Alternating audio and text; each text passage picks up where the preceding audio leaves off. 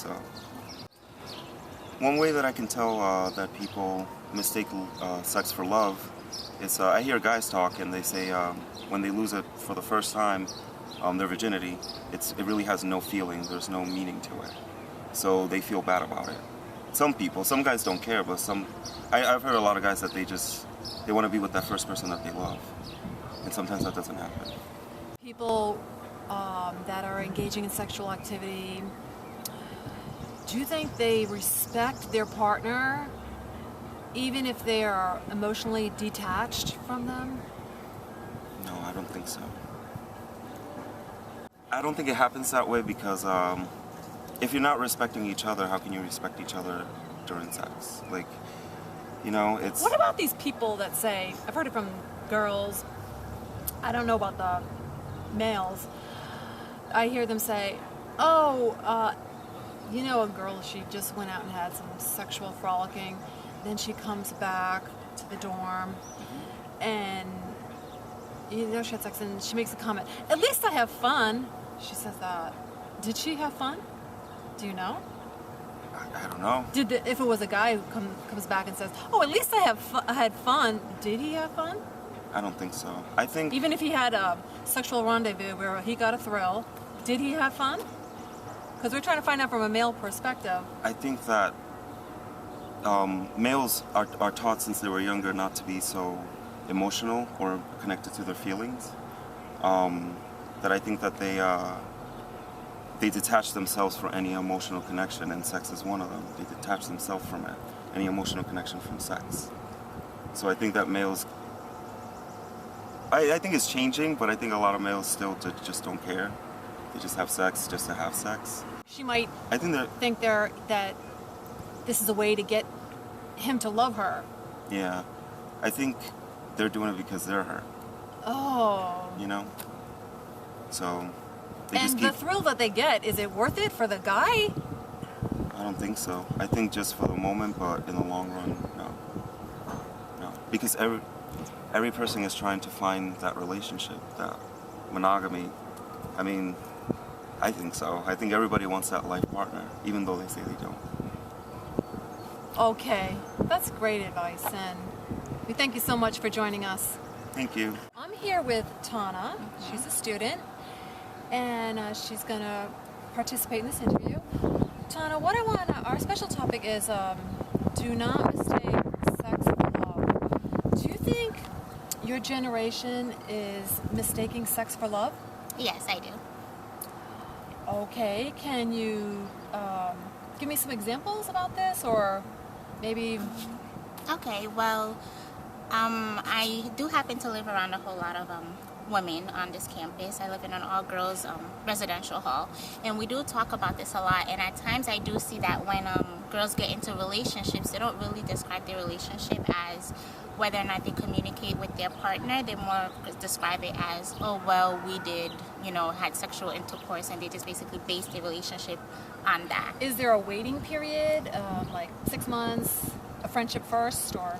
Some girls do, but some girls, they just kind of just go right into it, and then they describe their relationship based off of Are they happy with their relationship or not happy? Most of them, as far as I know, are not.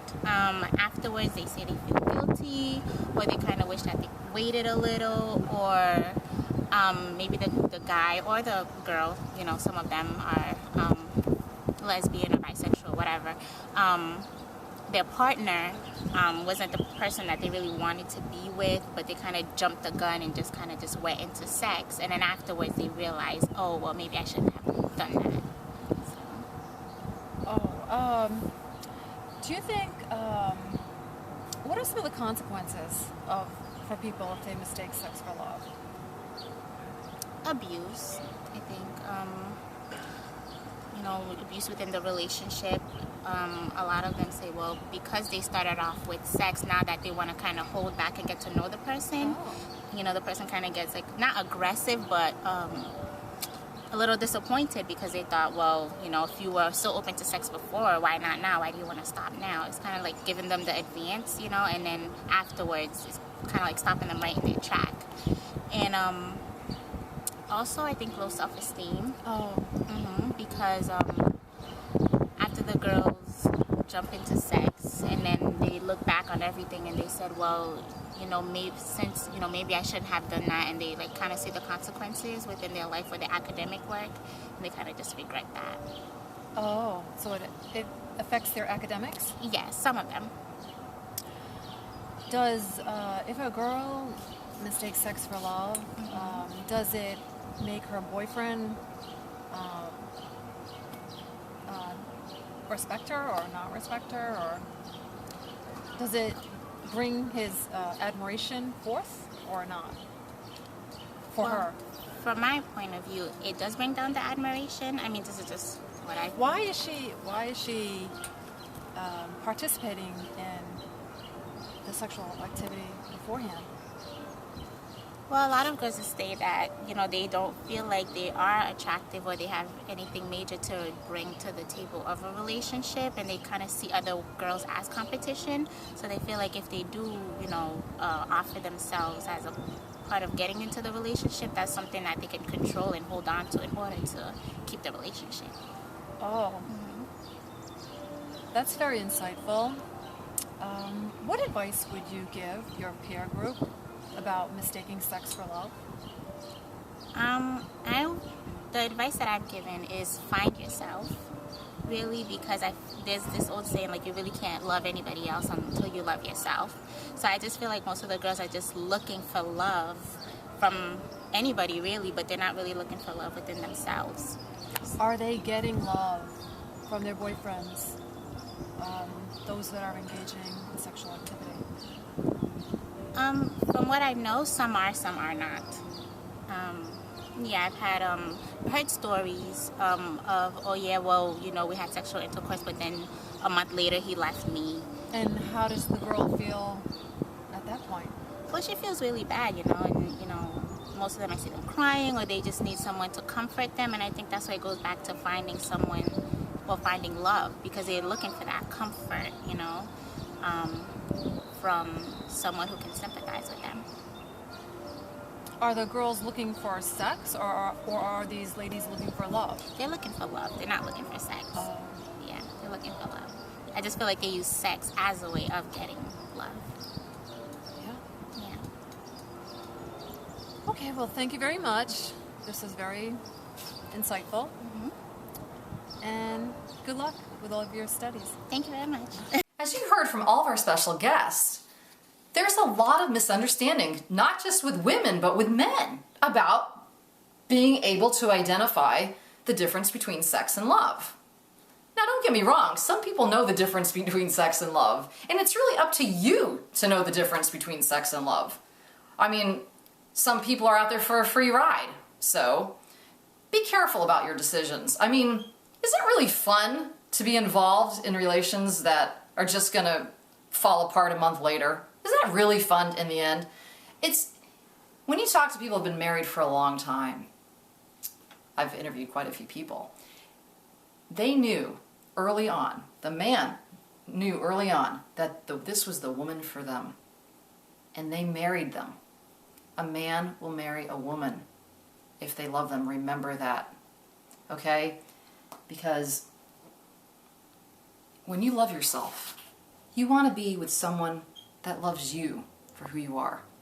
So, think carefully before you get involved in relationships. The right person will wait for you. They will not pressure you to do anything that you don't want to do. So, remember, when you love yourself, you will not mistake sex for love. And I hope you have a great day. Sometimes you're right and sometimes you're wrong. Who knows the answer? Let's agree as one. It's much too late for war, not peace. It makes no sense for human eyes to feed, 'cause you can't see. Let's learn to disagree, can't we? Just be one family. The greatest love of all is to love yourself. When you're filled with love, you love someone else. Everybody come on, 'cause when you love yourself, you love God himself. Yeah, yeah, yeah.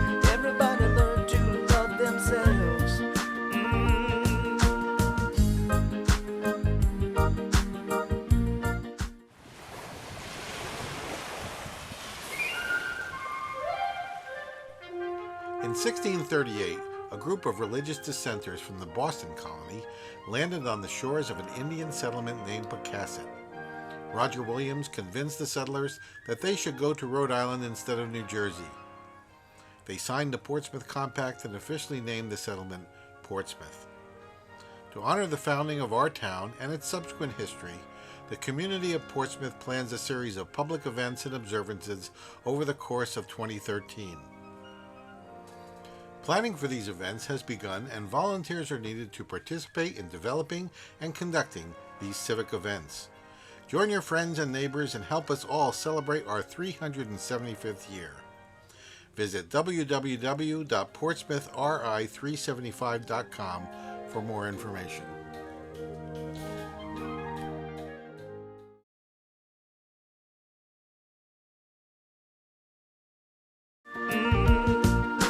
Sometimes you're right and sometimes you're wrong. Who knows the answer? Let's agree as one. It's much too late for war, not peace. It makes no sense for human eyes to feed, 'cause you can't see. Let's learn to disagree, can't we? Just be one family. The greatest love of all is to love yourself. When you're filled with love, you love someone else. Everybody come on, 'cause when you love yourself, you love God himself. Everybody. Welcome to the Lessons of Love show. I'm Dr. Jennifer Alves, Doctor of Physical Therapy, and the author of the 10 Commandments for Loving Yourself. Today we're going to be continuing our series on the 10 Commandments for Loving Yourself, because it's so important that you learn to love yourself. When you love yourself, you'll be in a better position to accept and recognize true love when it comes your way, and hopefully learn to love your life. So we've been discussing 10 commandments that you can implement into your life to learn how to love yourself. Today we're going to be discussing the 4th commandment, which is do not allow toxic substances into your body.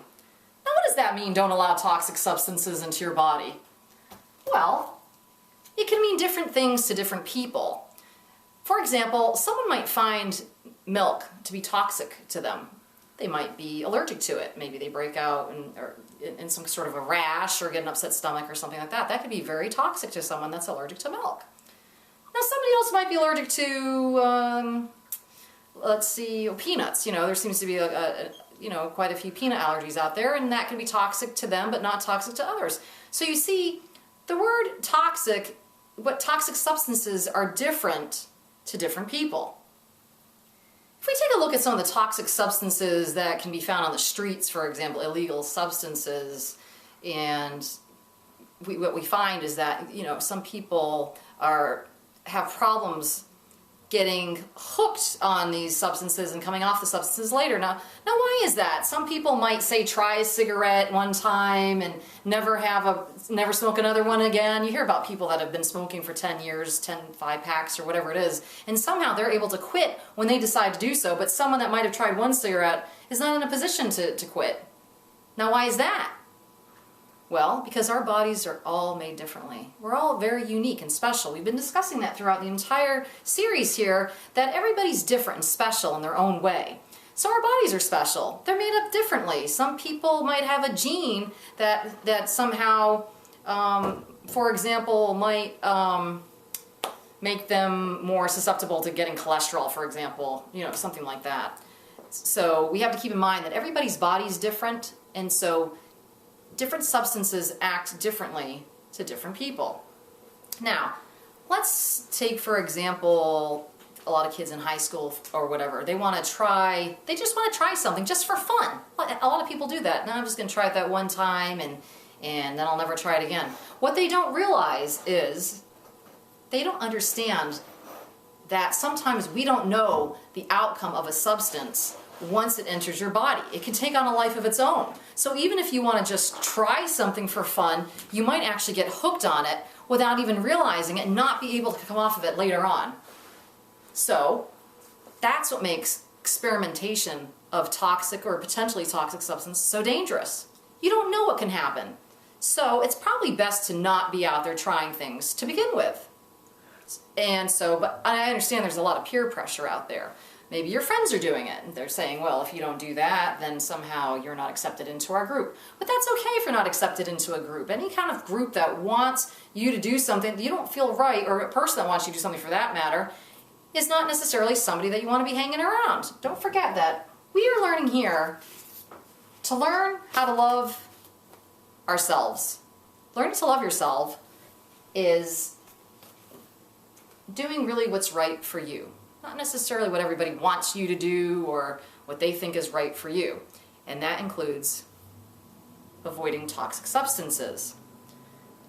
There are some of you out there that are actually hooked on toxic substances. You have to be very careful coming off of these substances. Or even just medications. You go to a doctor, they give you medication that you need, and certainly, you know, you should take medications if you need them, but they're not something to be played around with. You can't just one day decide, well, I think I'll just cut this medication and stop taking it if you've been taking it for a year or so. And now, why is that? Well, some medications, for example, alter your body chemistry. You just don't take them and then they just kind of go in and out, in and out, in your system and out your system just like that. Some of them, for example, can actually change the composition of your brain.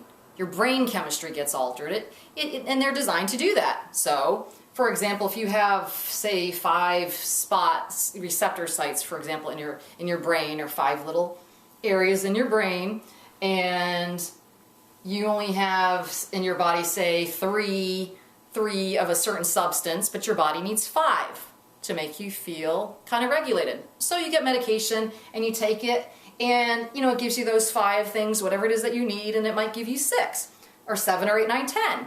So your body then will create these other ports or receptors, if you want to call them, and then now you have 10. And so you're taking the medication and you have 10 sites and you're getting 10 things from medication, and then all of a sudden you quit one day. Well, do you know what happens when you do that?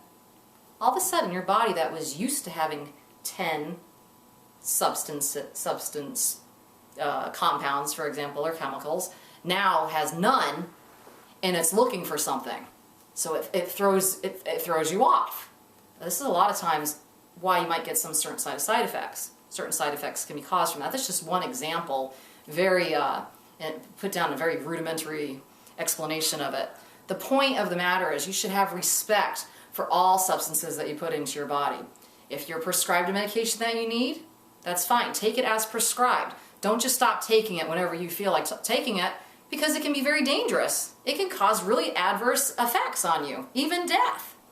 So, and we go back to these drugs of the street, things that you might go to a party and they might be passing something out. You know the different things that I'm talking about. Maybe it could be crack, could be heroin, could be marijuana, certain things like that. And you said, I'm just going to try it that one time. The problem is, as I mentioned earlier,